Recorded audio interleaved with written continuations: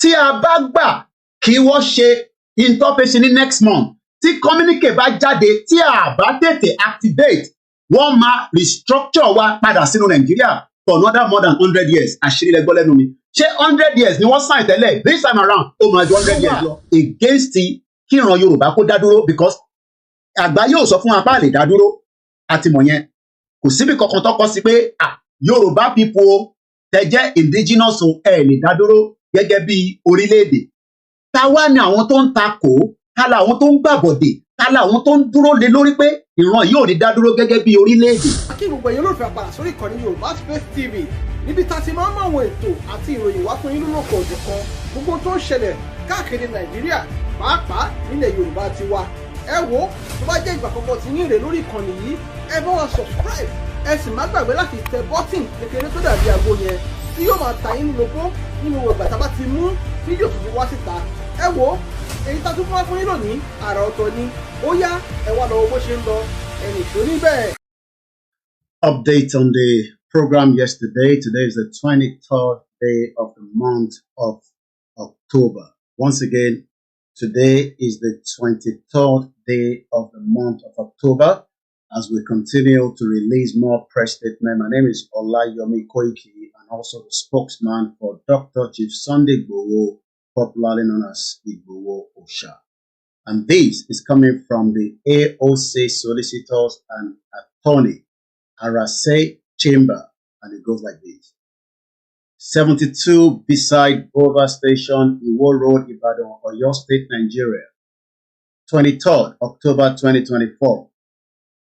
Rejoinder on the alleged allegations of fraud leveled on Sunday Adeyemo, aka Sunday Igboho, published by the City News Nigeria by Akinlolu Oyebanji of AOC Solicitors and Attorney. It is disheartening to see a person digging spikes into the eyes of his benevolent as done by one Mr. Captain Ola Alufa to our client Sunday Adeyemo Igboho. Mr. Captain Ola Alufa recently caused libelous publications to be made against his benevolent Sunday Adeyemo Sunday Igboho in the City News Nigeria on the 6th day of the October 2024 and on the 22nd of October 2024.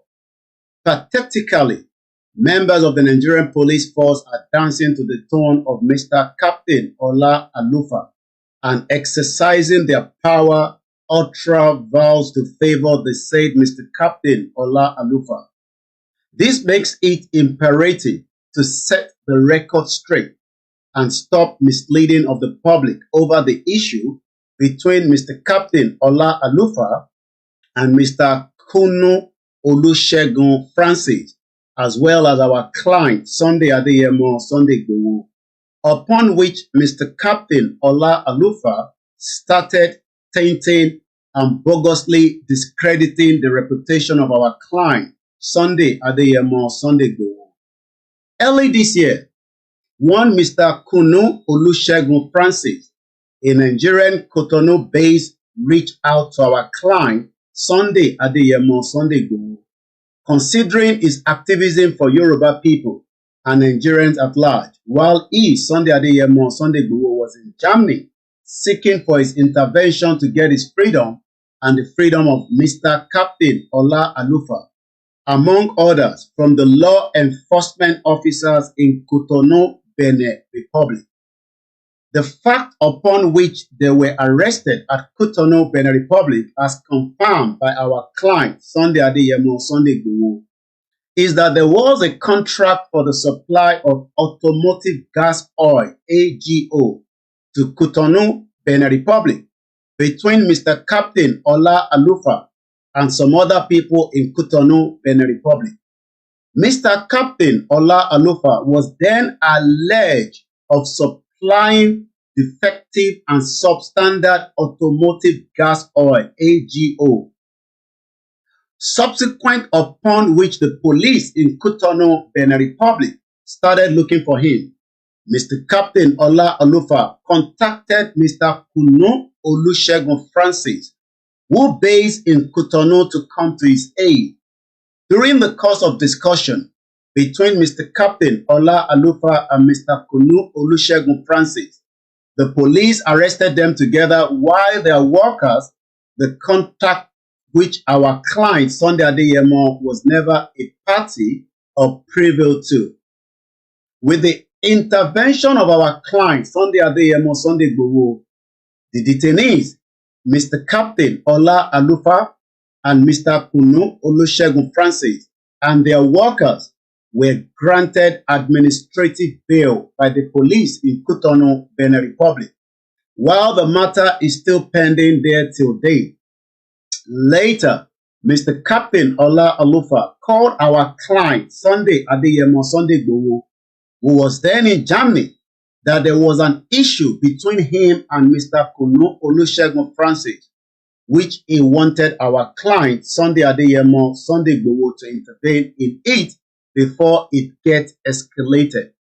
According to our client, he, Mr. Captain Ola Alufa, proposed the sales of the automotive gas oil to Mr. Kunu Olusegun Francis, and being a businessman who also deals in buying and selling of automotive gas oil, to get his case settled in Cotonou, the proposal which Mr. Kunu Olusegun Francis accepted. Our client Sunday Adeyemo was never a party to the agreement between the duo, having paid part of the consideration to the tune of 352,500,000 naira, which is equivalent to $255,000, to access the automotive gas oil, leaving a balance of $105,000. The parties then discovered that the level of water in the said automotive gas oil, AGO, is much than expected. Hence, the issue of restructure of the consideration part of the agreement arose. This serves as the cause of their disagreement, upon which Mr. Captain Ola Alufa sought our client Sunday Adeyemo intervention.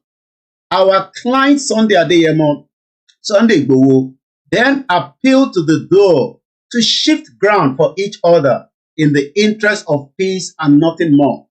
There is no record or evidence to show that there was a transaction, contractual or Soro sheet between our client Sunday Adeyemo and Sunday Igboho and Mr. Captain Ola Alufa and or any other body whatsoever. It came as a shock to our office and our client himself, Sunday Adeyemo Sunday Igboho, to hear that an expert order was obtained at the instance of Mr. Captain Ola Alufa to extradite and arrest our client over the contractual relationship he is never a party to.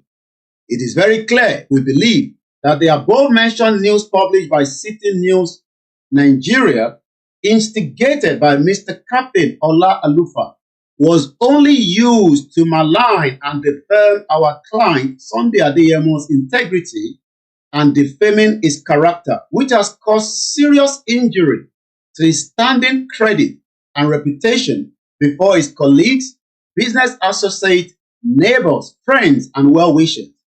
They said Mr. Captain Ola Alufa is still needed to appear before the police in Benin, Cotonou, to defend himself in respect of the substandard automotive gas oil AGO brought against him in Cotonou, Benin Republic, as he jumped bail, which our client Sunday Adeyemo's intervention secured for him.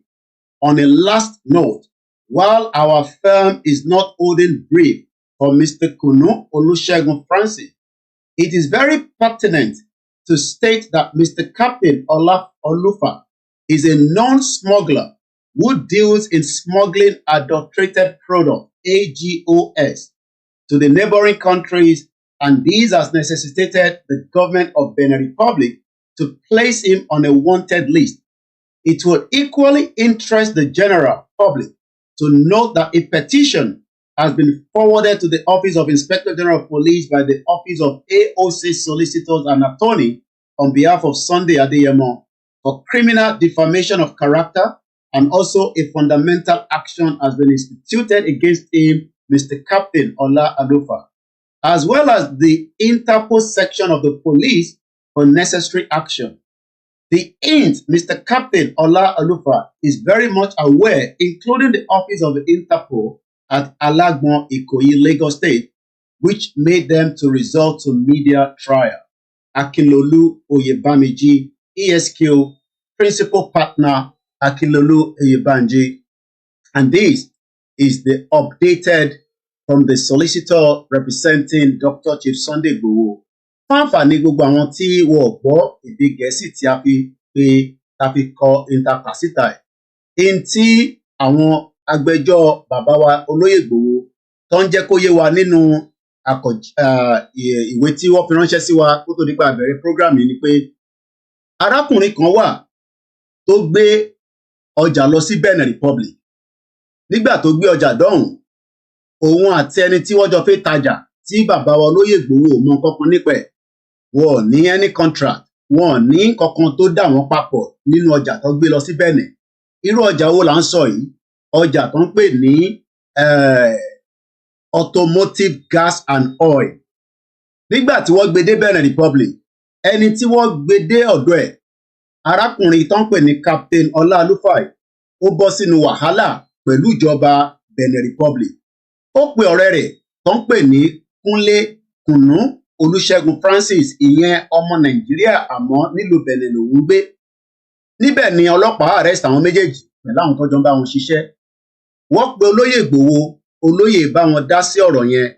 Ọlọ́pàá fi sílẹ̀ on bail kó tó di pé ọjà tó gbé lọ sí Benin, ìyẹn Captain Ọlá Alúfà, ìyẹn Mr. Kùnú Olúṣẹ́gun Francis, ó di pé wọ́n gbà lọ́wọ́ ẹ̀ tí wọ́n dẹ̀ san nínú owó fún.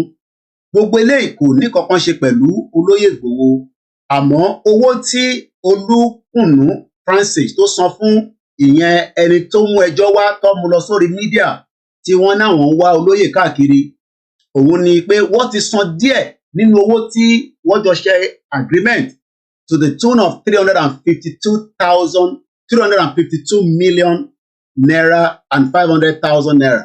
Tó bọ́ sí iye tí a máa pè ní $255,000. Nígbà tó kù balance of $105,000. Kí ló wá dé tó di pé wọ́n mú orúkọ olóyè wọnú in tí àwọn méjèèjì ò jọ mọ̀ nípa ẹ̀?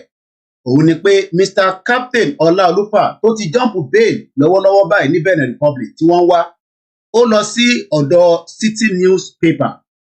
Ó kó ẹjọ́ lọ síbẹ̀ nítorí pé wọ́n mọ̀ dájú pé orúkọ Olóyè Igboho gangan ni orúkọ tí gbogbo èèyàn mọ̀ lọ́wọ́lọ́wọ́. Ìta tó wá ń fẹ́ mọ̀ ni pé ṣáwọn míì wà lẹ́yìn iṣẹ́ tó ń lọ yìí, torí pé ọ̀rọ̀ yìí kò ń ṣe lénìí, ọ̀rọ̀ tó ti ń bọ̀ láti gẹ́gẹ́ bí àwọn akọ̀wé Olóyè Igboho jẹ́ kó yé wa nínú fọ́nrán tí a kà síta pé wọ́n ti kọ̀wé sí lórí ìyẹn ní ìbẹ̀rẹ̀ ọdún yìí tá a pè ní on the 6th of October, kó tó dúdi pé arákùnrin tún gbé ẹjọ́ lọ sí ọ̀dọ̀ pépà lọ́n the 22nd, ìyẹn lánàá, èní ní 23rd. Ìbéèrè tí à ń bi Mr. Captain Ọlá Alúfà ni pé níbo lòun àti olóyè ti jọ jókòó tí wọ́n ti jọ kọ̀wé pé àwọn fẹ́ tajà fúnra wọn, àti pé kí ló lè wá mú ìdí tí wọ́n mú orúkọ olóyè lọ sí ilé ẹjọ́ ìyẹn ní Èkó tó fi di pé àwọn Interpol wọn náà wọ́n ń wá Olóyè Igboho. Àwọn agbẹjọ́rò tó jẹ́ fún olóyè wá jẹ́ kó yé wa pé àwọn ti kọ̀wé sí ìjọba ọlọ́pàá ti Àbújá tí a mọ̀ sí Inspector General of Police. Àwọn dẹ̀ ti fi ìwé ránṣẹ́ náà sí àwọn tó ń bẹ ní Interpol ní Alágbọn ní Ìkòyí ní Lagos State, nítorí pé in tí wọ́n ń play out yìí òun la máa ń pè ní media trial. Nígbà tí ẹjọ́ ṣòwò, kí ni tolóyè nínú ẹ̀? Ìyẹn gẹ́gẹ́ bí agbẹnusọ, èmi gẹ́gẹ́ bí agbẹnusọ fún Olóyè Igboho, òun ni mo tún fi yé wa pé eléyìí ni update version tí a mú wá láti orí ìkànnì wa KOIKI Media, bringing the world closer to your doorstep. Mo kí gbogbo wa lẹ́ẹ̀kan sí and welcome, and we will come back to that in just about a few minutes. But let's come out and continue the discussion. I remember nígbà tí mo lọ́lé ní 2021, I spent good amount of time to understand that Igboho was dealing with not just Yoruba nation, but was working tirelessly on a daily basis, solving problems that were not coming to the limelight of the public. And I was shocked because on a daily basis, there were queues of hundreds, at least, not thousands, but hundreds of people on a daily basis. And I mean on a daily basis, up to the Sunday, that brings all kind of cases.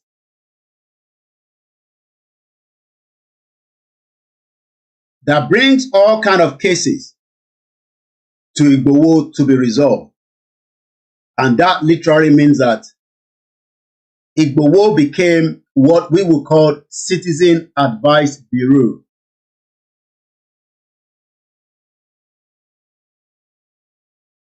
Ẹ má worry, mo ti yọ ọmọ àlè yẹn kúrò. Ẹ má jẹ́ kó dá yín láàmú. Mo ti yọ kúrò. It is spotted. So, at the end of the day, mo wá realize pé iṣẹ́ tí Oloye gbé dání kò ń sọ̀rọ̀ Yorùbá nation nìkan. Ẹni tó máa gbẹ́jọ́ ilẹ̀ wá, ẹni tó máa gbẹ́jọ́ ìyá wọn náà wọ́n, bàbá wọn náà wọ́n. Oríṣiríṣi case, just like bí a ṣe mọ̀ pé tá bá wo Nigeria, intimidation ó wà lára ìdí tí a ṣe ń sọ pé a fẹ́ gba country wa. Because tá bá ní country tiwa, kò sẹ́ni tó máa intimidate ara wọn. Olúkálùkù máa ní right. Tí nǹkan bá dẹ̀ dáadáa bó ṣe jẹ́ kó lọ, mo kí àwa Madam Bale, mo kí gbogbo ẹ̀yin tẹ́ wà lórí ètò ẹ̀ bá gbé wọlé share button. Wàá gbé lọ sí ilé ẹjọ́. Bó bí gbogbo ṣe mọ̀, tó o bá mọ̀yàn ní Nàìjíríà, ìyà máa jẹ́. You will suffer the consequence if you do not know someone in Nigeria. So that means that many people are looking for somebody like Igboho to come around and help them with many cases that they've tried to solve either amicably or because for one reason or the other. So that for me was one of the things that got me shocked in 2021, because I didn't realize that Igboho was also like another office that was helping many people to solve many different cases. But for the period of time I was with him, I now realized that Igboho was working heavily to make sure that many lives were saved. It's just a common sense that the average Yoruba man should understand that in Igboho ń jà fún, kò ń jà fún ara ẹnìkan.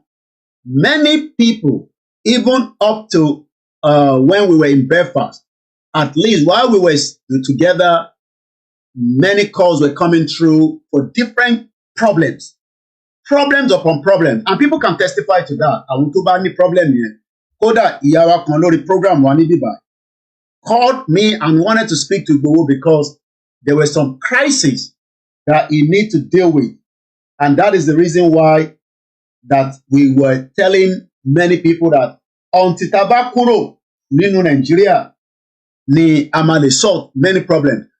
Igboho cannot resolve all the problems in Yoruba land. That is why we need a country that works. Our lórí program only, we call it anything more lórí program. All right, sorry later. All right. So, in tí gbogbo ẹ gbọ́dọ̀ ní understanding is that just as what Igboho is fighting for, the least he will see is for somebody to be intimidated.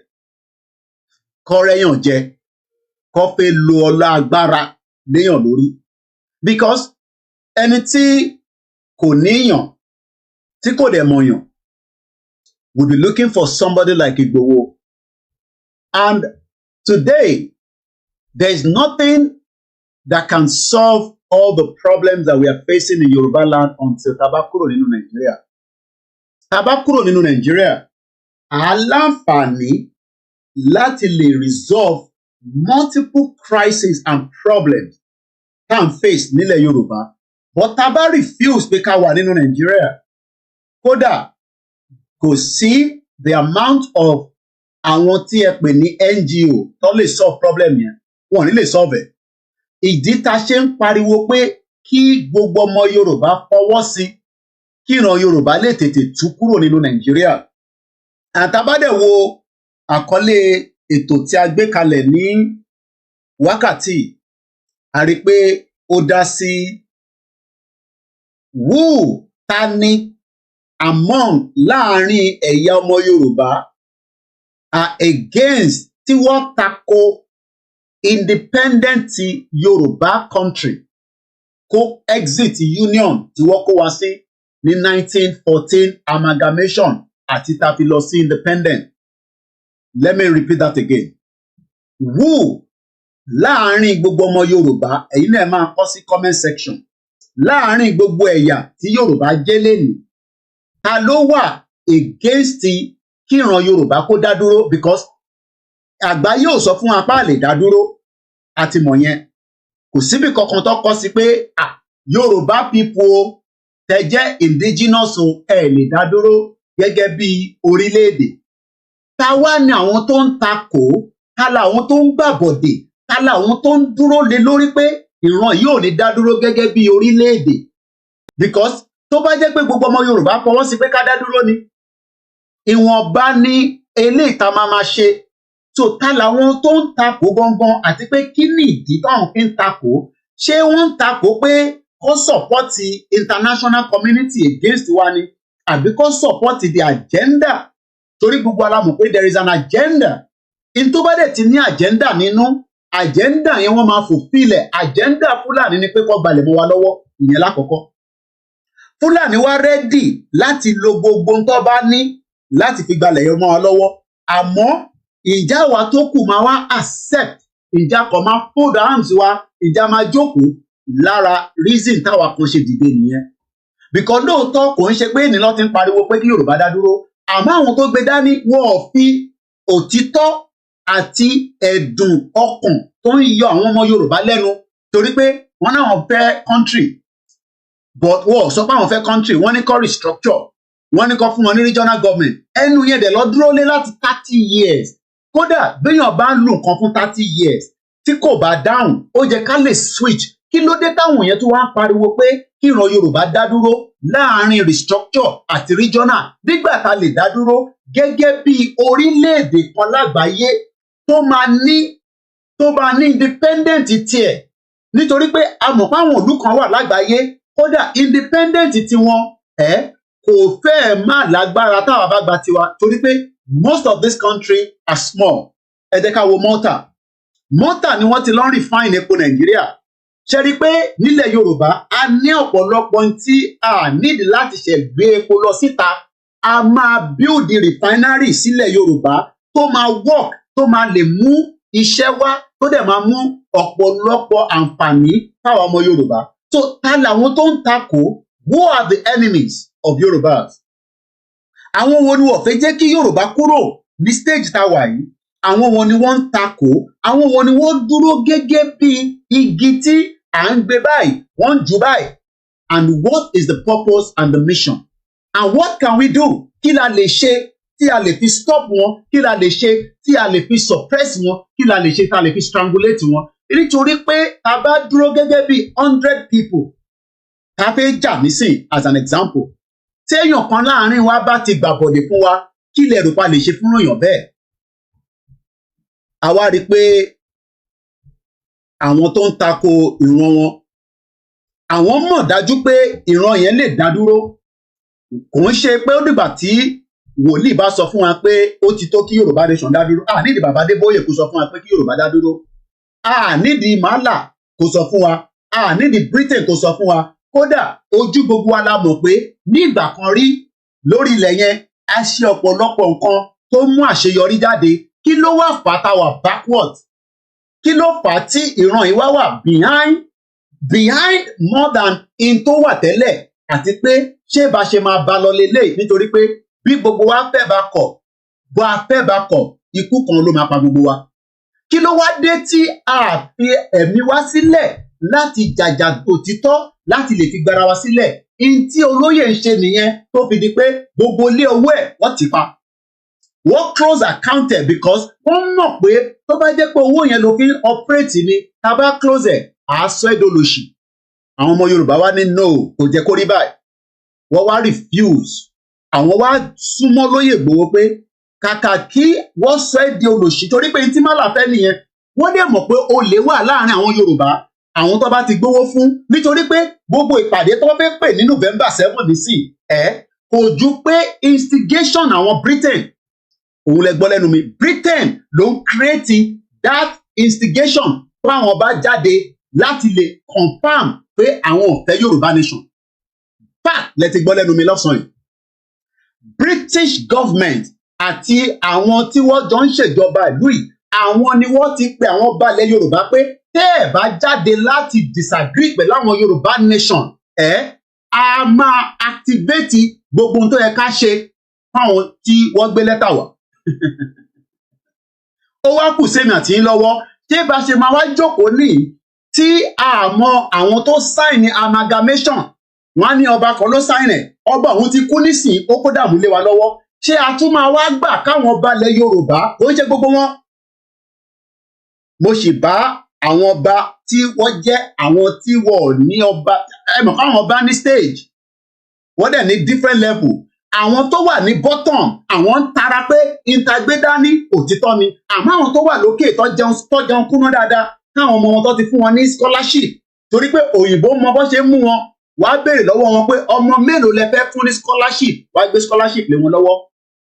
Tí a bá gbà kí wọ́n ṣe interface ní next month, tí communique bá jáde, tí a bá tètè activate, wọ́n máa restructure wa padà sínú Nàìjíríà for another more than 100 years. Àṣírí lẹ gbọ́ lẹ́nu mi. Ṣé 100 years ni wọ́n sign tẹ́lẹ̀? This time around, ó máa ju 100 years lọ. Tẹ́ bá yẹ ká padà sẹ́yìn díẹ̀. Tẹ́ bá rántí before the election, mo fẹ́ gbé wa padà sí a little bit of, British, how are you? The right person. Tẹ́ bá rántí pé the former British High Commission to Nigeria, ó rin àwọn ìrìn kan kó tó di pé kúrò. Ó rin àwọn ìrìn kan, former British High Commissioner to Nigeria visit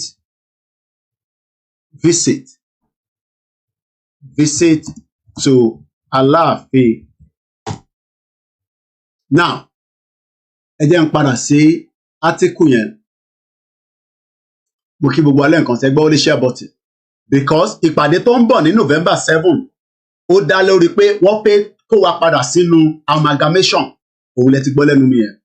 We are going back into amalgamation if we all sleep and allow our kings to endorse Britain to keep Nigeria together for many more years. Mo ń bọ̀. Mo kí gbogbo alẹ́ nǹkan sí. Yoruba nation is the only way out.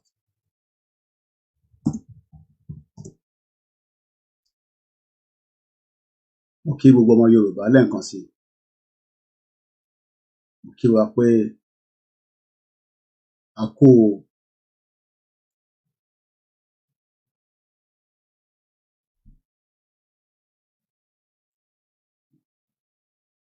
now, ẹ jẹ́ kí n kọ́kọ́ lọ sọ́dọ̀, ẹ jẹ́ n gbé padà sí 2016.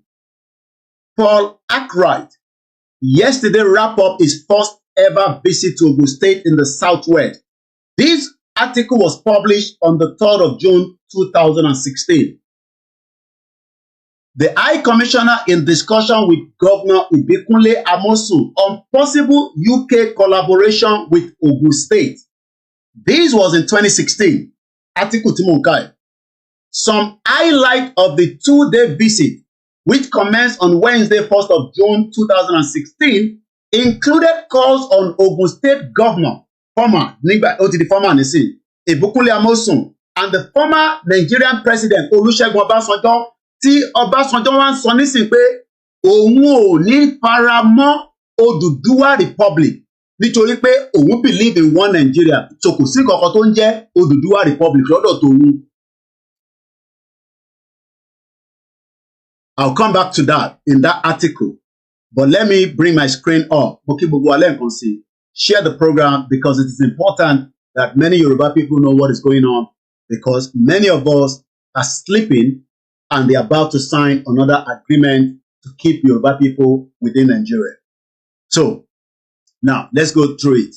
Now, Tẹ́ bá wo article tí mo fi wọ̀n wá ní. This was less than 24 hours ago.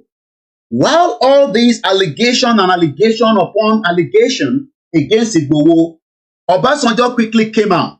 One need Obasanjo kó sọ̀rọ̀, but Obasanjo is not strong enough to send the message to the international community. The international community is now monitoring what is going on in Nigeria because one more ogun lè bẹ́lẹ̀ ní Nigeria, and tó ogun bá bẹ́lẹ̀, they will hold the government of Nigeria accountable for any loss of lives. Now, what they need now is Britain to tell our kings and what Ile Yoruba pé tẹ́ ẹ bá tètè ṣe ìpàdé kẹ́ sọ fún àgbáyé pé ẹ̀yin ò fọwọ́ sí pé kí Nàìjíríà pín nísìn. That means that whatever consequence tó bá dé sálẹ̀, you might also be part of it as part of the player. Àwọn ọba yẹn wá sáré pé ìpàdé. Òun ni ìpàdé tó fẹ́ ṣe ní November 7. First and foremost, Igboho is not going to attend any meeting in Nigeria. I can confirm that officially. Gbogbo ìpàdé tó bá fẹ́ ṣe pẹ̀lú Igboho will be through the Zoom and will also be in the public domain. Lákọ̀ọ́kọ́ ni àṣepàdé kọ̀kọ̀. Gbogbo ìpàdé tó máa ń ṣe for a very long time. Ṣé rántí pé it has been the norm that tó bá fẹ́ ṣe nǹkan kan ní Nigeria. I'm talking about 10, 20, 30 years ago. Wá ṣe secret meeting. Wá tún ṣe secret meeting. Kódà secret meeting yẹn máa pé bíi 10. Ẹ ní wá mọ èyí tó máa lò nínú ẹ̀. Wọ́n ní fi orí wa fágbọn, orí tiwọn ló máa fi fágbọn. Nítorí pé wọ́n fẹ́ endorse láti sọ fún Britain pé it is not yet time for Nigeria to dissolve, even though everybody knows that Nigeria is due to be deamalgamated. Kí ló ń pè ní deamalgamation? The amalgamation of what was amalgamated, because Nigeria was only amalgamated. Ile Yoruba ló ń jẹ́ tẹ́lẹ̀. Now, ẹ wo headline here. This is the headline yesterday. I am better as a Nigerian than in Oduduwa Republic. Ta ló rán Ọbásanjọ́ ńṣẹ́? Ta ló gbéṣẹ́ lé lọ́wọ́? Because he's an expired man. Nobody cares about him anymore. Another 30 years, he will be gone. Another 30 years, he will be gone. Another 30 years, I will be in my 70s. Kọ́lọ̀ fún lẹ́mìí gúngùn, àgbàdúrà kú fún, àgbàdúrà kú fèmí náà. But do we now say that we should keep listening to all these old baggers that destroyed us and sold us to Britain in the first place? Tẹ́ bá rántí pé ogun Biafra, Obasanjo was fully involved in the Biafra war. Wàrà àwọn tí wọ́n train ní Britain ní Obasanjo. Lára àwọn tó train ní Buhari, lára àwọn tó train ní Gowon. These are the trained experts. That is why they keep going back to Britain to tell Britain that Nigeria is not going to break. Now, ta ló máa wá gbà láàrin wa? Ṣé Igboho nìkan lẹ fẹ́ gbé pressure lé lórí ni? No. Igboho nìkan kọ́ ló fẹ́ ṣiṣẹ́. Ó kù sí gbogbo ọmọ Yorùbá lọ́wọ́. The economy of Nigeria is going nowhere because it is completely dead. That's number one. The security is not going to change because there's an agenda, not only in Nigeria, by the West to make sure that the whole Sahel area, ìyẹn ni wọ́n ṣe ń kó terrorists lọ sí ọ̀dọ̀ Niger, because Niger right now is free, and Burkina Faso is free, and I believe Mali. Those three are free from the Western hypocrite and ideology because wọ́n fẹ́ keep gbogbo wa together and they want to move a gas pipeline. Láti gba Niger, I'll come back to that. But the focus now is for the Yoruba people to understand the danger that we are facing right now. If we do not do nothing, what can we do? We can make as much noise on social media, but we need to be out on the street at the appropriate time that should not be not less than before 2027. Because if we allow the agenda of Britain again and allow Tinubu to be dismissed, wọ́n lè lé Tinubu lọ by 2027, then they will bring in another northerners to fulfill the last part of Tinubu's agenda. Tinubu has agreed to that, but I'll come back to that in a minute. Let's go back again to the visitation of the British High Commissioner. These are their own agenda. As of 2016, none of us were talking about Yoruba nation. But there were some people that told us that they are in the Yoruba country. We were calling for Yoruba nation. People like Victor Taiwo, they are criminals. Criminals among the Yoruba that were using the word Yoruba nation But the old Yoruba nation mean nothing to them because they were part of the agenda. Now they realize that there's another agenda. But this agenda is going to be fulfilled. This agenda will be delivered. This agenda is different from the agenda that were there before. Tẹ́ bá rántí pé ní 2016 tí eléyìí ṣẹlẹ̀ yìí, 2017 was when this video came out, and I want us to listen to it. Look at the article. This is published on the British website called gov.uk. In tó bá fi síbí by confirm ni. I did not write it. This is exactly, but this is what they're just telling you on a brief. But leave behind the curtain, they will not tell you everything that Amosun signed. And we find out later because Amosun not tap from Ogun State. But what we know is that Amosun sold to Chinese what led to the presidential plane being arrested outside Nigeria. It's because we did not know until the Chinese came out and said, no, Amosun ti tan kan fáwọn, wo de jẹ́ kó work. You can see that the agenda of these criminal politicians is working, but because we have all tolerated it. If we do not stop it now, it will be a total disaster.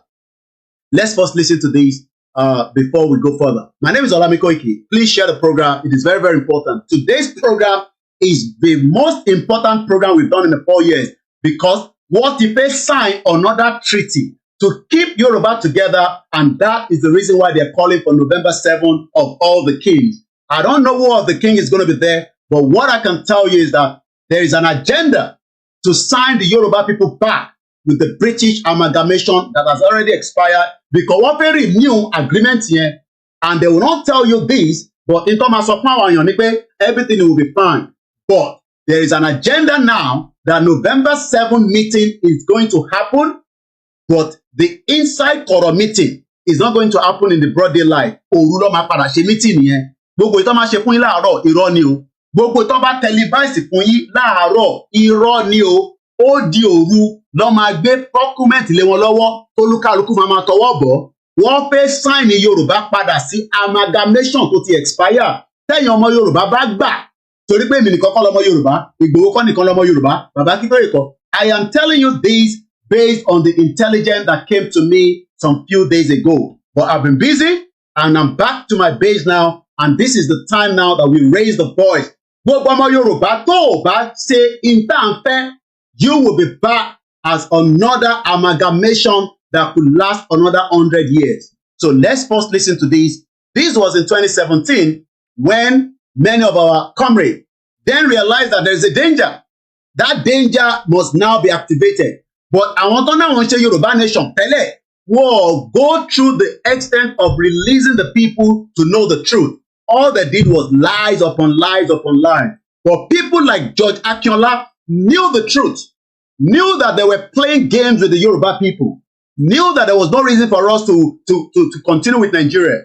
But what suppressed àwọn people yẹn? Wọ́n jẹ́ kí wọ́n gbé ọ̀rọ̀ jáde. Now that we have a different media that is different from the NTA, the channel, the TVC, all these criminal medias that do not have any value for Yoruba people, we have now been able to give many Yoruba people the understanding of an independent country. Who among the Yorubas are against Yoruba having its own independent country? When countries that are less than our population are countries today, if we refuse to do nothing, November 7th is the D-Day that another amalgamation is about to play out in Nigeria. Listen to this. This was 2017. A year after Ogun State criminal governor Amosun brought in the former British High Commissioner Eranti Okunrin. After Okunrin lọ gbé Katrina Langwa, Katrina Lang also paid a visit to most of the obas around as well as at the time. But let's listen to this. Impediment to Yoruba development is the impediment to Oodua development. Without Nigeria, we won't be where we are. 1962, we were far ahead of South Korea and North Korea. We were far ahead of China even. We had television before France. We had radio before South Africa. Now look at where we are today. I think it's a shame that even any Yoruba man can be talking about restructuring at this point in time. What are we restructuring? this country that is already shot to pieces? This country that has already shot to pieces. This was in 2017.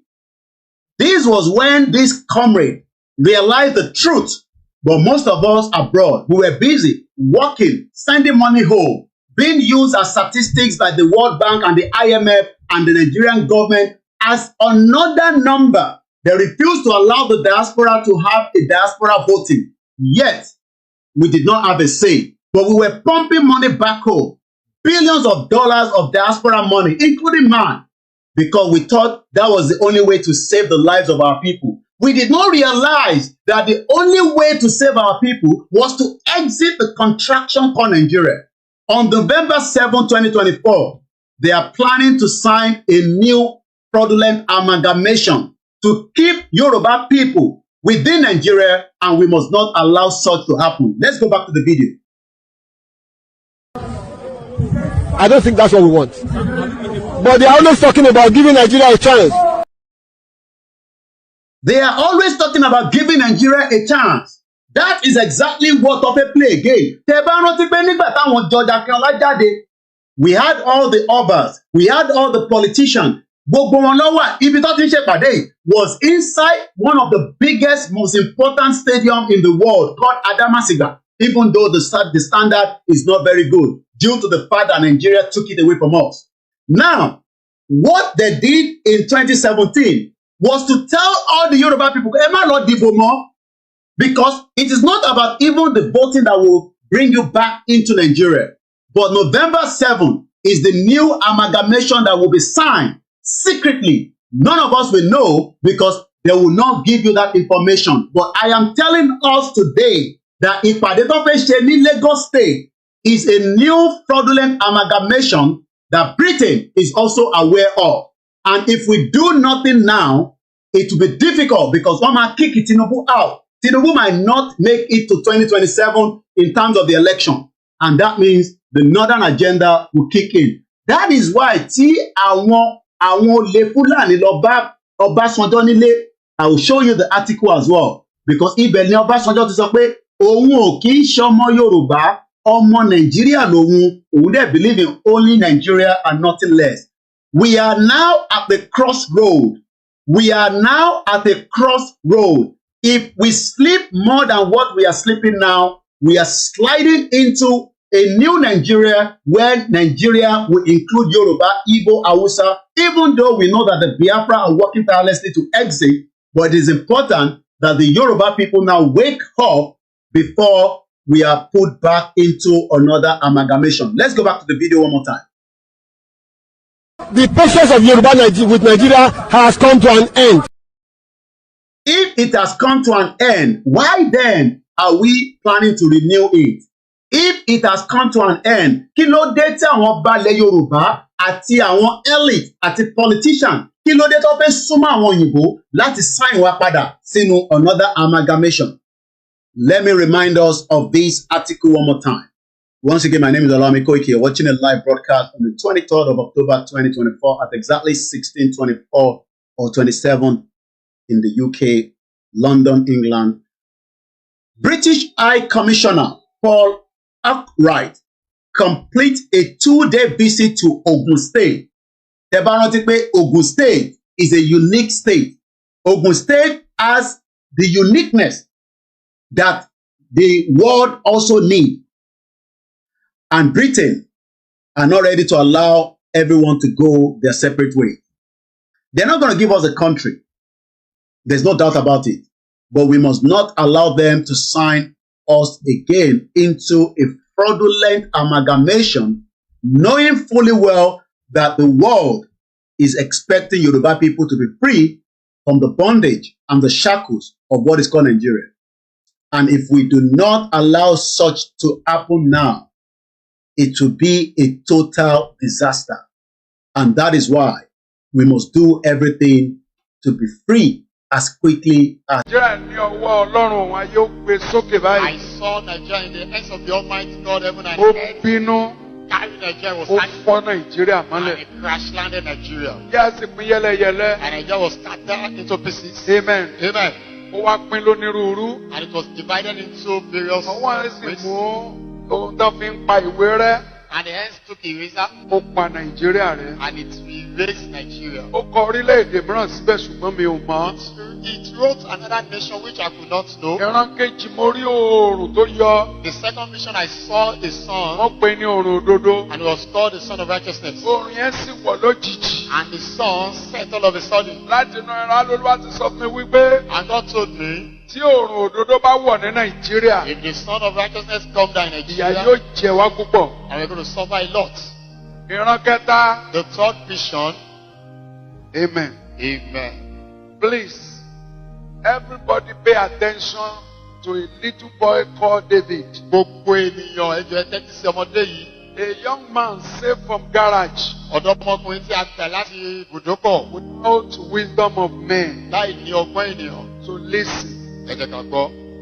Ìkìlọ̀ Warning àti inú ìran kẹta. of the third revelation. Ẹ̀yin Kristẹni Nàìjíríà, You Christian in Nigeria, jẹ́ ẹ bá gba ọ̀run òdodo láàyè láti wọ̀ lórí orílẹ̀-èdè yìí. if you allow the Son of Righteousness to go down in this nation, Ìyà ó jẹ gbogbo wa. we are going to all suffer. Tí òdodo Kristẹni bá ti collapse, If the righteousness of Christian has been collapsed, ọ̀tá máa ń lágbára lórí wọn. the enemy will prevail or have power over Ohun them. tó ṣẹlẹ̀ sí gbogbo wa ní orílẹ̀-èdè ni pé What happened to all of us in this nation òdodo is ṣubú kò ní ìgboro wa. righteousness has fallen or Kò collapsed. sí òdodo lórí pẹpẹ. There is no more righteousness in the Kò sí altar, òdodo nínú no ìjọ. more righteousness in the church. Òwe Yorùbá wá ṣẹ mọ́ wa lára. And Yoruba didn't come to pass on us. Olóòótọ́ ìlú ni òṣìkà ìlú. The righteous one in the city is the Gbogbo wa wicked ní one. sọ òdodo ẹ̀ ń gbìyànjú láti pé ká pa ẹnu All wa of mọ́. us speaking the truth, you are trying to silence us. Ó kọ́ kankan sórí ẹ̀rọ agbóhùnkáyé I lọ́sẹ̀. wrote something on the Facebook this week. Ẹ̀gàn ní dáàdi díẹ̀ rọra o. Somebody said that easy, easy. Ṣùgbọ́n ohun tí mo sọ mo mí ni. But what I said, I mean it. Tí o sọ ní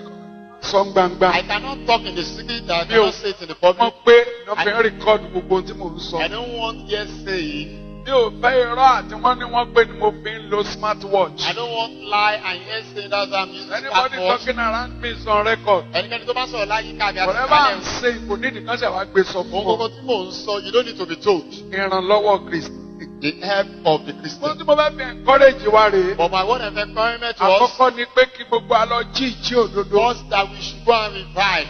Gbogbo àtàkùrà wa ní Kristẹni lórílẹ̀. All of us, we call ourselves Christian in this nation. Owó àti pa. We are after money and position. Òdodo ṣubú kúrò nínú ìjọ. Righteousness are falling away from the Òdodo church. ṣubú kúrò lórí pẹpẹ. Righteousness are falling away from the Òdodo pulpit. ṣubú kúrò lágboolé kọ̀ọ̀kan. Righteousness are falling away from each Òdodo family. ṣubú nínú ayé àwọn ènìyàn. Righteousness has fallen in the life of people. Ẹnìkejì ń tan ara wọn. The neighbors are deceiving themselves. Olùṣọ́ àgùntàn méjì ìrọ́nà fi ń bá. Pastors relating together with lies. Olórí ń fi ẹ̀tàn bọ́ ọmọ ẹ̀yìn lò. The leaders are relating with the Ẹ̀tàn náà followers in tan lies. olórí. And the followers Gbogbo are ìwé deceiving. ìròyìn wa lórílẹ̀‐èdè ó kún fún irọ́. All our newspapers are full of lies. Wọ́n náà pa ẹnìkan lọ́nà rẹ̀ Somebody lọ́sẹ̀. was killing along the Ore express road. Secretary to government ó ní àmúrọ̀bà.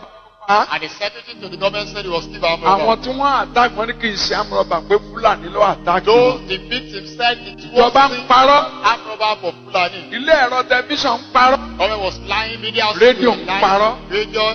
Tó bá lélẹ̀ yìí tó sòótọ́ náà àwọn rédíò If wọ̀nyí. there's anyone that say truth, Ìjọba nìkan lọ ti pa. the government will ask them to go and shut À them up. ń fi èké ń tu ayé ara wa. We are using lies to arrange our Òdodo ní life. gbé orílẹ̀-èdè lékè. Righteousness exalted the nation. Orílẹ̀-èdè tí òdodo rẹ̀ bá ti ṣubú Any nation that righteousness has yóò collapsed ṣubú náà ni. will fall as well. Ohun kan ni mò ń sọ lórí Nàìjíríà. Only one thing I'm laying emphasis on today, Tún sọ. and I will continue to say it. Margaret Thatcher ló sọ nígbà tó fíṣítì Margaret Nàìjíríà. Thatcher said it when she visited Nígbà tó jẹ́ Nigeria. Prime Minister UK. When she was Prime Minister of the Ẹ United ti kú ní Kingdom, ìsìn. the woman is dead now. Nígbà tó wá sí orílẹ̀-èdè. When she came to this Tó nation, wo gbogbo ìṣe wa. that look at all Ó our ní things. Nàìjíríà is an artificial country. Ó ní Nàìjíríà jẹ́ orílẹ̀-èdè tí a tọwọ́ ènìyàn ṣe. Built on faulty Tí foundation. a gbé lórí ìpìlẹ̀ tí ò tọ́, Proper structure. láì ní ìpìlẹ̀ tó fìdí múlẹ̀. Bẹ́ẹ̀ ṣe rí gan nìyẹn. And that's how it is. I keep on saying it. Mò ń sọ, Nigeria is an artificial country. Nàìjíríà jẹ́ orílẹ̀-èdè tí a tọwọ́ ènìyàn dá. Gbogbo ẹnu ni mo fi sọ láìsí All ibẹ̀. my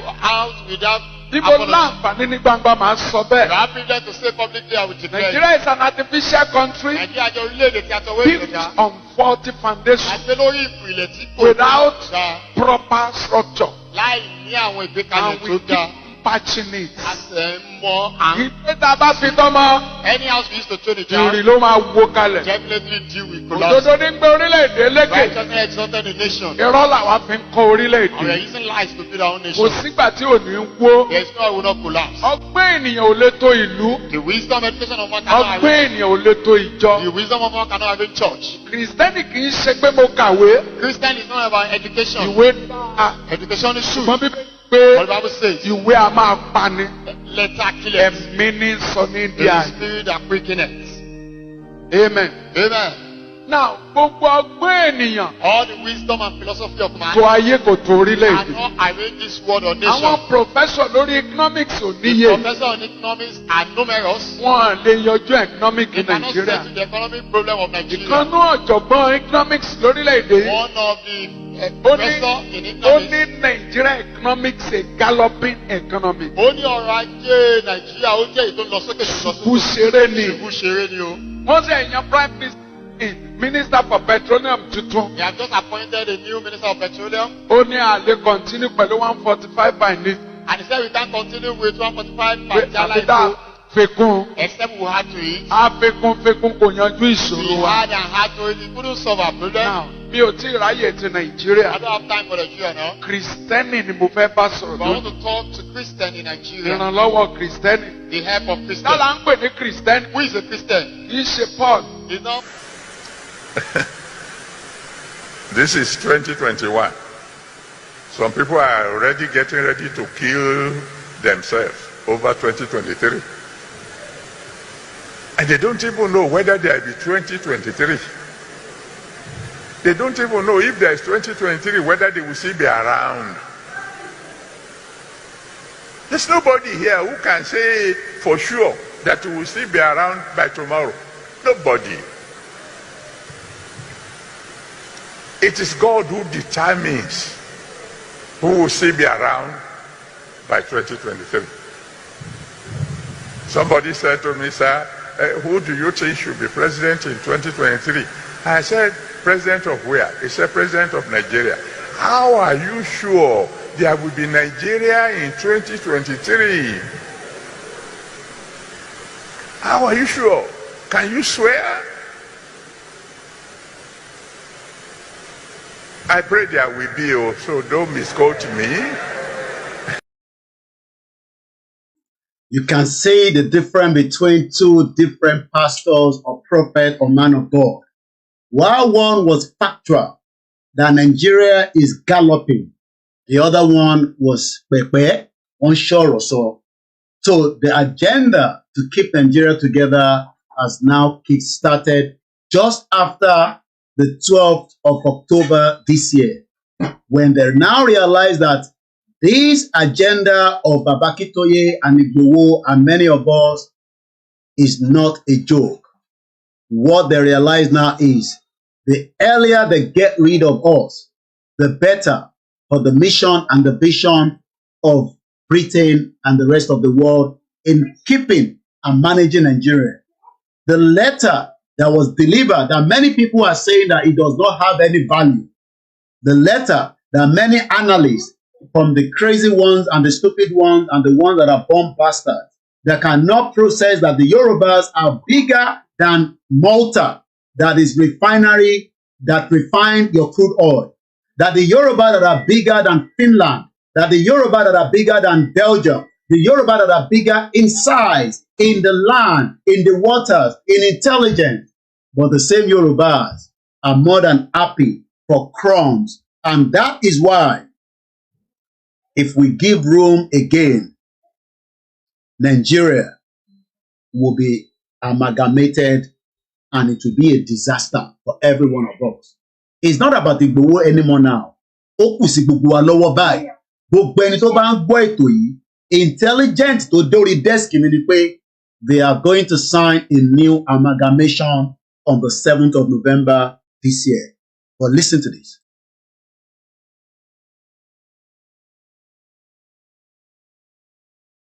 There is no land called Nigeria. There is no language called Nigeria. There are no people called Nigerians. We are only deceiving ourselves. We are not Nigerian. Okay, where is Nigeria? Where is the land called Nigeria? What is the Nigerian language? We are nations that had been forced together to live in one pathetic country.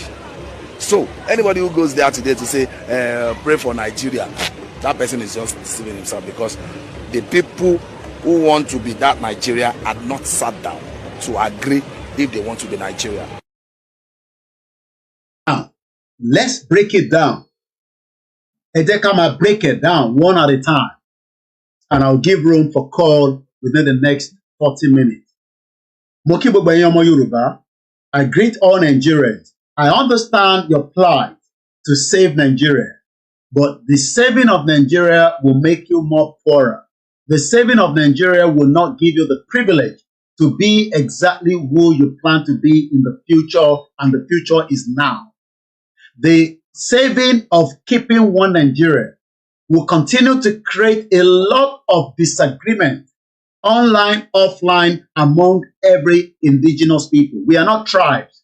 I don't know the Igbos. We don't know the Hausas. We are all different people until the fraudulent British amalgamation in 1914 that will now be renewed on the 7th of November by some of the Yoruba kings. Not all of them, but every single one of them have been invited. Whether the ones that are not going to sign will be bold enough to face the camera and tell us the truth after their meeting, time will tell. History is about to be played out in Yoruba land, as the Yoruba kings have now accepted that they will not allow the breakup of Nigeria at this present time, because Bola Tinubu is the present president, and also many other things that I will not be able to reveal on the social media for security reasons.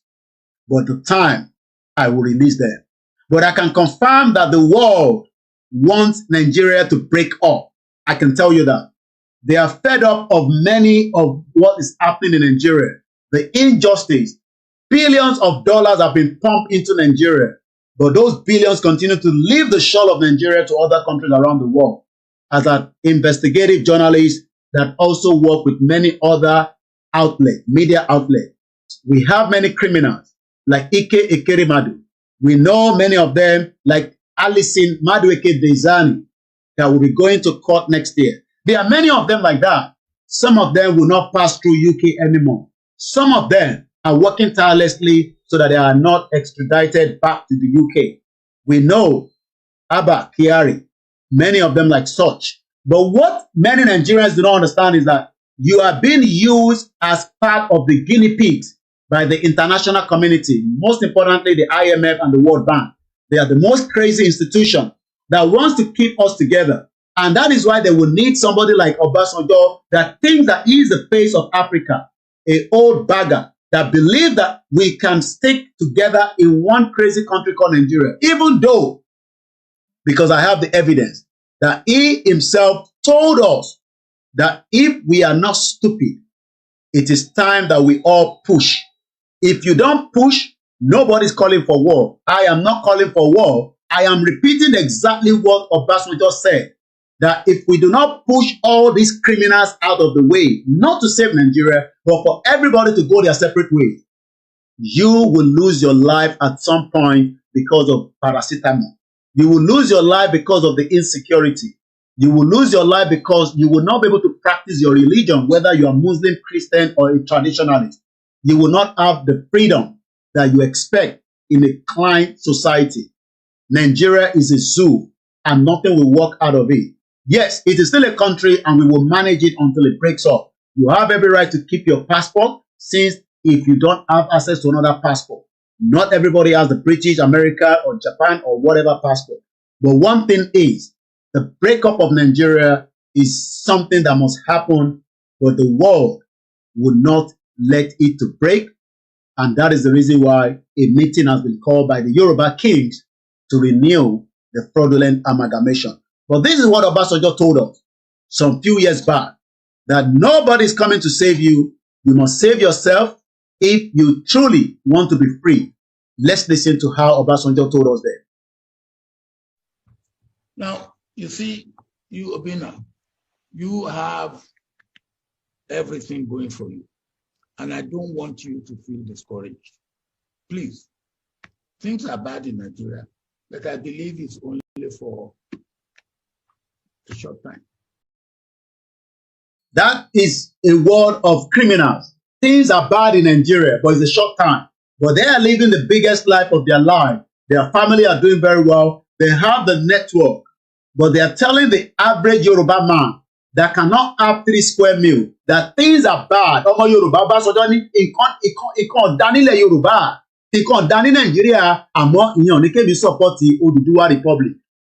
But Ọbásanjọ́ mọ̀ pé tá a bá gbọ́ Odùduwà Republic, we can be able to hold everyone accountable, including myself. But Ọbásanjọ́ ní no, nǹkan ò dá lóòótọ́, àmọ́ ẹ jẹ́ ká sì jọ wà nínú one Nigeria. So nígbà tó Ọbásanjọ́ mọ̀ pé things are bad, why then must it be bad unto the lives of many Yoruba people and those that are not Yorubas continue to struggle in this madness country that was created for nobody but for themselves, because Obasanjo is one out of many Nigerians that had the privilege to have enjoyed life after he killed during the Biafra War, fighting the war on behalf of Britain. The Biafra War was never a British-Nigeria war. It was a war between the Biafra and the British government. Ṣé ìjà ti sìn will be between the Yorubas and Britain? Time will tell. But the letter Igboho delivered is not a letter that nobody knows the content. But Baba Akintoye knows exactly what is in the content. And nobody, and I repeat, not even the British High Commissioner have any right to discuss on that letter, because it is a confidential letter and to remain confidential until the breakup of Nigeria. The country Nigeria is now imminent to break up. But what we are saying is it can be done peacefully, and it still can be done peacefully. But we know that the agenda is for them not to allow Nigeria to break. And that is why WONTI pé ìpàdé ní November 7. The intelligence is stated clearly. 2 different meetings will happen on the day. One will be deceiving us. The other will make sure that the Yoruba people will continue to remain one Nigeria, whether you like it or not.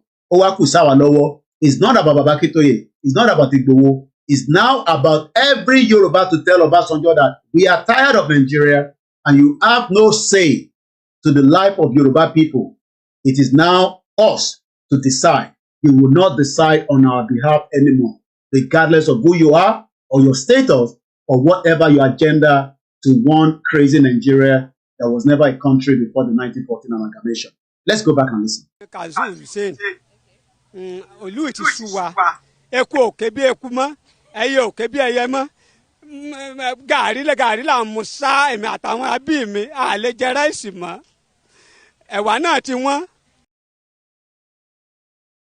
That is a Yoruba man crying out that Obasanjo is telling that you take time, things will get better. Yoruba man that is crying, things will get better.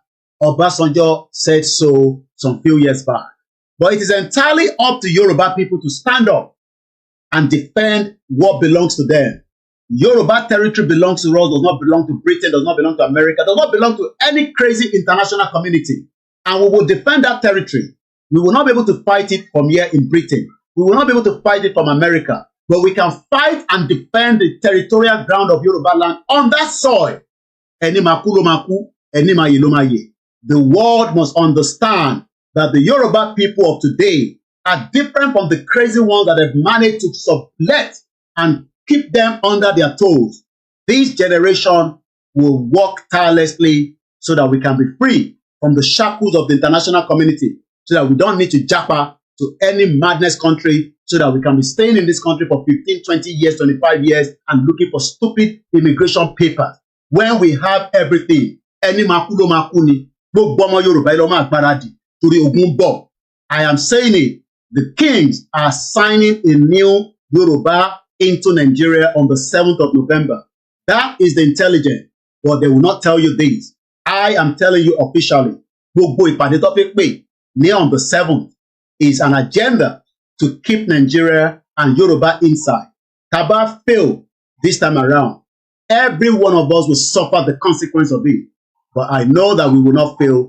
But listen again to a Yoruba man that is crying out and telling Obasanjo that ìlú yìí ti sú wa, ó lè ní gbogbo yín, ẹ̀yin tẹ́ dàlúrú, ẹ̀yin tẹ́ jẹ nínú Nàìjíríà, ó wá di àsìkò nísìn kẹ́ make life easy fún gbogbo wa, ẹ wá ń sọ fún wa pé ká lọ ṣe sùúrù pé nǹkan ṣì máa dáa.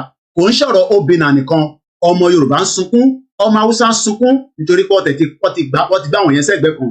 Now, let's go back again and listen to this Yoruba man crying out loud that ebi ń pa wá, ìyà ń jẹ wá, owó school ò ṣe san. Ṣáwọn ọmọ Ọbásanjọ́ ò rówó school san ni? Ṣé wọ́n rí scholarship ni? What the British does is that they offer scholarship for different groups of people and they put that scholarship and most of them pay nothing, not even accommodation. While you are looking for thousands of pounds to come and study in the UK, their children are living here for free and under a free full scholarship up to PhD while you are struggling, working on Uber, nurse, healthcare, COS, come and do this, come and do that. Everybody has japa, but we cannot take 30, 60 million of Yoruba people back home into UK. And UK remain the stumbling block to the breakup of Nigeria. Gàrí ọ̀gá títí 1-2 ó ti sú mi, orílẹ̀-èdè ti sú mi báyìí kọ́ ni wọ́n bá tẹ́lẹ̀ gbogbo àwọn tí wọ́n ní wàhálà yìí ẹ̀kọ́ ọ̀fẹ́ ni wọ́n kà o.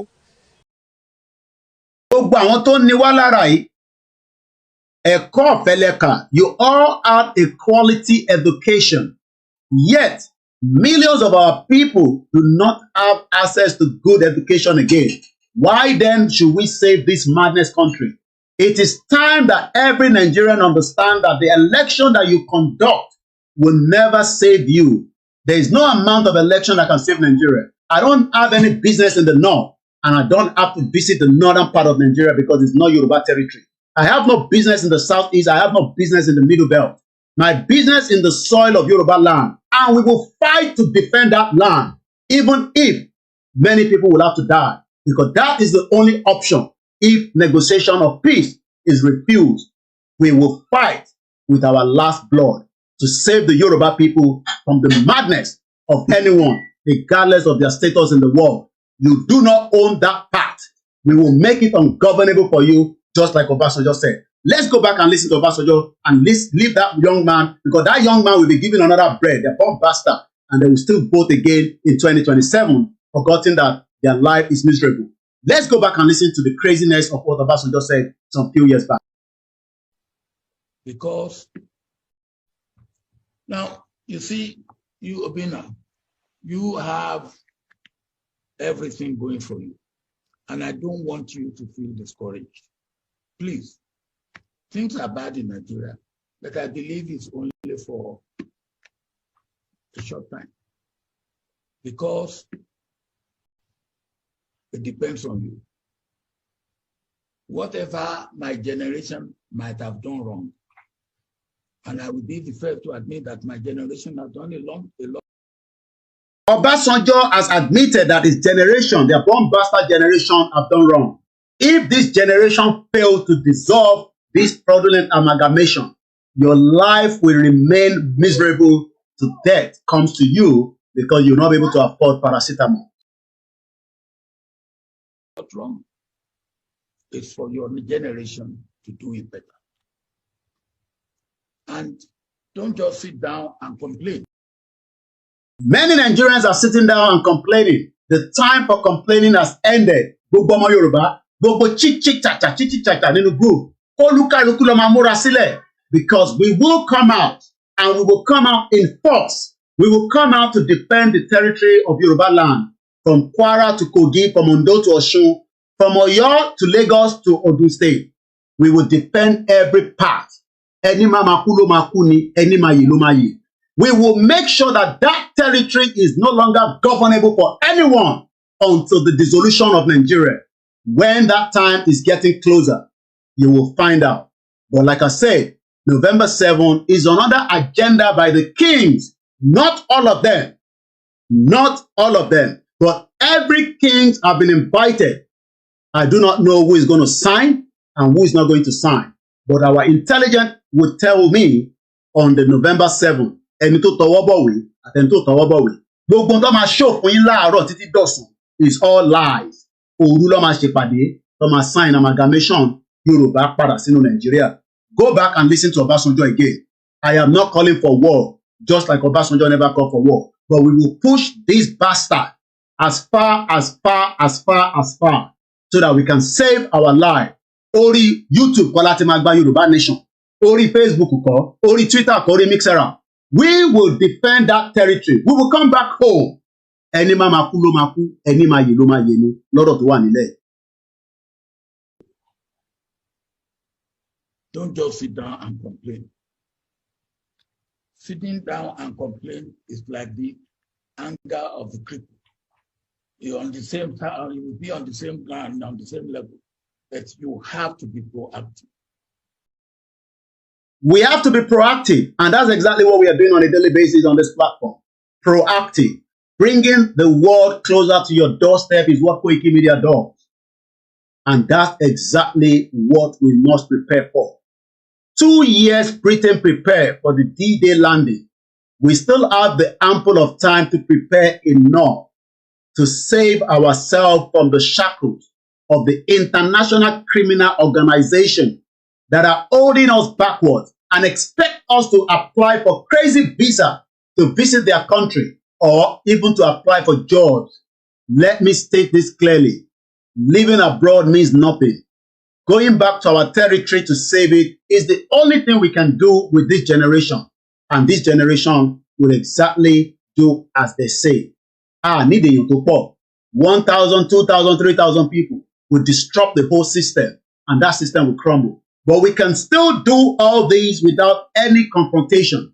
But if they think that we will sit behind the scene and be shouting to the camera will be shut down, internet will go off. M1 ló máa padà di the end of Nigeria.